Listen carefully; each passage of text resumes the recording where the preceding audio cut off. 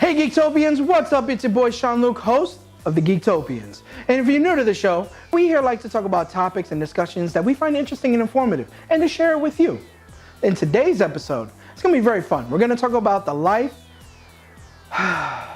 and death of Saturday morning cartoons. So, let's geek into it.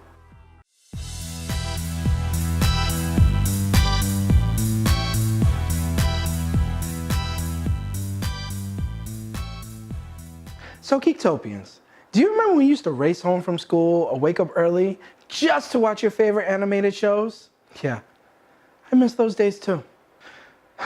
Now, before we go on, for our younger Geektopians, you gotta understand that us older generations watch cartoons that aired only on weekday afternoons and Saturday mornings.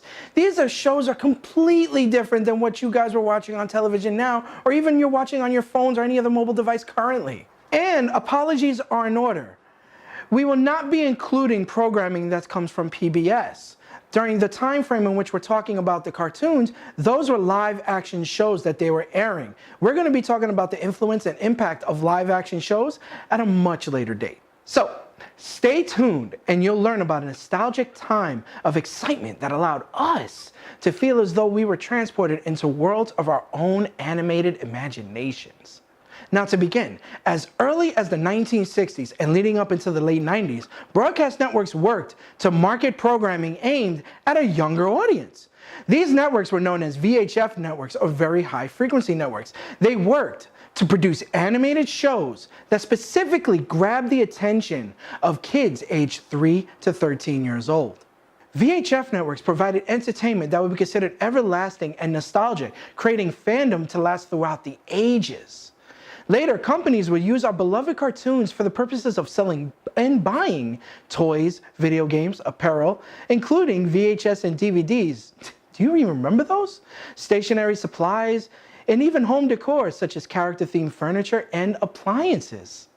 These networks such as ABC, CBS, NBC dominated the airwaves on Saturday mornings with estimated ratings of over more than 20 million viewers. And that doesn't even include networks such as Fox and the locally affiliated stations like WPIX in New York that would join in with the weekday afternoon cartoons and aired their own assortment of shows. Even at one point during the 1990s, Disney and Warner Brothers produced their own cartoons for these networks. We're talking shows like Jim Henson's Muppet Babies, Mask, G.I. Joe, Rainbow Bright, Cops, Popeye, Woody Woodpecker, Heathcliff and the Cadillac Cats, the Jetsons, the Flintstones, Mr. Magoo, the Pink Panther, Scooby-Doo, Transformers, GoBots, Super Friends, Garfield and Friends, Inspector Gadget, the Jackson 5, Josie and the Pussycats, Tom and Jerry, Bionic 6, G.I. Joe, Silverhawks, the Centurions, He-Man, She-Ra, Fat Albert, Dungeons & Dragons, Thundercats, Punky Brewster, Snorks, Smurfs, Charlie Brown, Archie, Chip and Dale's Rescue Rangers, Tailspins, Looney Tunes, Tiny Toons, DuckTales, and Darkwing Duck. The list goes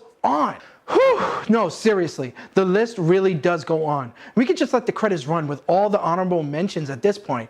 And there were a lot of shows, and by mean a lot, I mean there was always something for everybody. With the boom of having so many cartoons in the 80s, the Reagan administration in '98 vetoed a bill which reimposed restrictions on television programming aimed at children.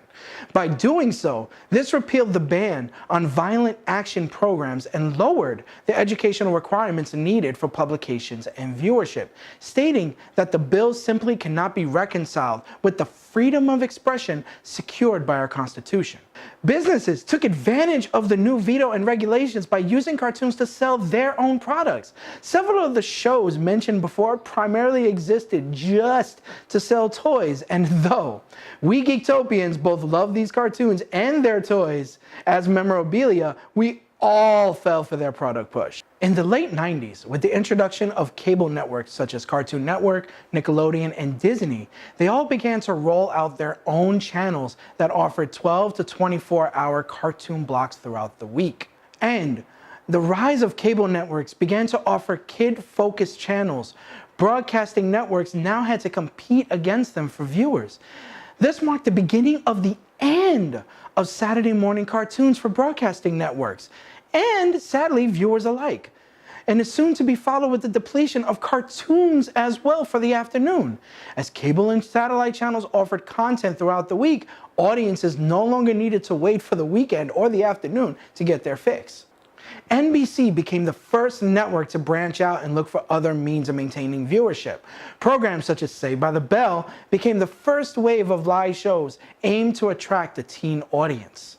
Shortly after this, other networks began to follow suit with brand new shows such as Mighty Morphin Power Rangers, California Dreams, Degrassi, Clarissa Explains It All, and others. They all began to air on both broadcast and cable networks. Sadly, as viewership began to drop from broadcasting networks, audiences started to migrate over to cable and satellite companies as they offered hundreds and hundreds of channels to choose from, including 24-hour cartoon channels. Remember when we talked about Nickelodeon, Cartoon Network, and Disney earlier? Those were examples of those 24-hour channels. The weekends were no longer needed for people to set aside time just to catch their favorite shows.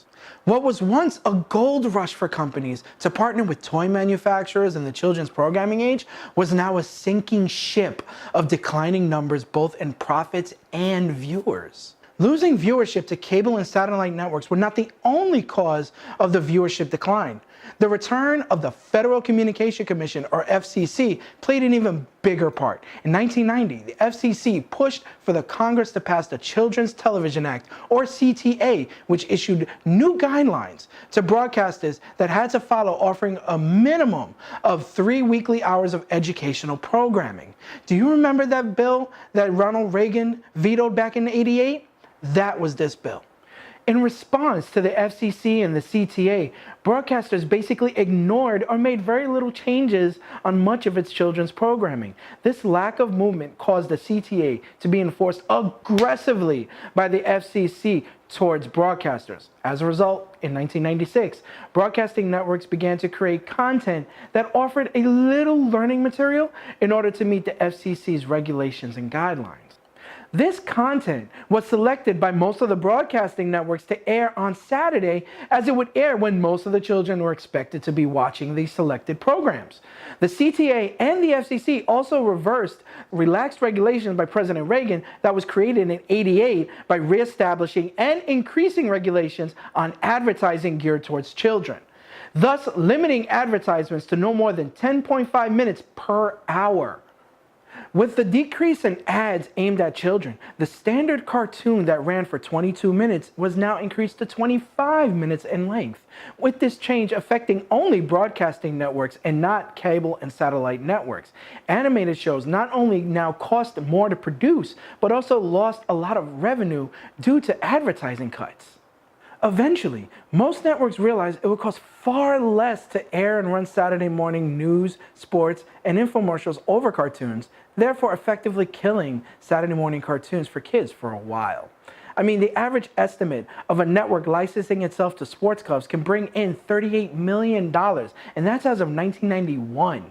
Unfortunately, if you look back at the 6-hour animation blocks that we're used to seeing, that cost the company $3.6 million.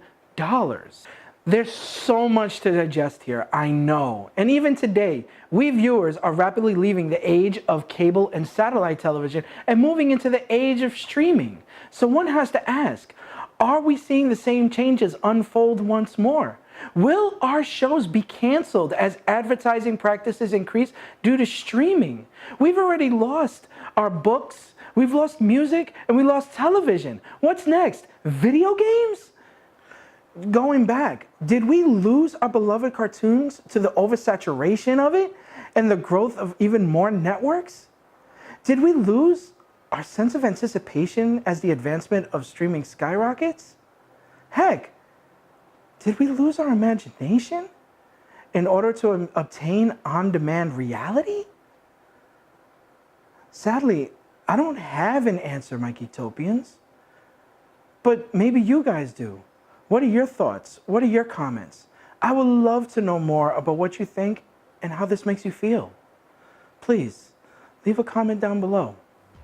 And as always, like, share, follow, but most of all, stay geeky, my friends.